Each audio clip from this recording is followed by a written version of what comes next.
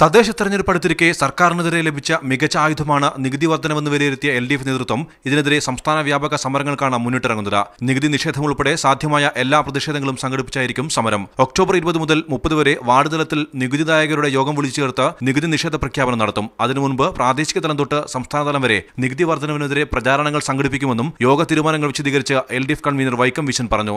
October 20 മുതൽ 30 വരെ ward അടിസ്ഥാനത്തിൽ നികുതിദായകരുടെ യോഗം വിളിച്ചു ചേർത്ത് അധിക നികുതി നൽകില്ലെന്ന പ്രഖ്യാപനം നടത്തും. നികുതി വർദ്ധിപ്പിക്കാനുള്ള തീരുമാനത്തിനെതിരെ ഗവർണറെ സമീപിക്കാനും LDF യോഗത്തിൽ ധാരണയായി. ഈ ജനങ്ങളെ ആക്രമിക്കുന്ന ഈ തീരുമാനത്തിൽ പ്രതിഷേധിച്ച് പ്രതിപക്ഷ നേതാവിൻ്റെ നേതൃത്വത്തിൽ ഗവർണറെ കണ്ട് ഓർഡിനൻസ് ഇറക്കുകയാണെങ്കിൽ ആ ഓർഡിനൻസ് ഇറക്കരുത്, അതിലൊപ്പിടരുത് എന്ന് ഞങ്ങൾ പൂർണ്ണമായി ആവശ്യപ്പെടാൻ പോവുകയാണ്.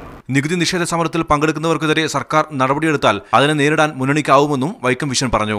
മീഡിയ 1 തിരുവനന്തപുരം.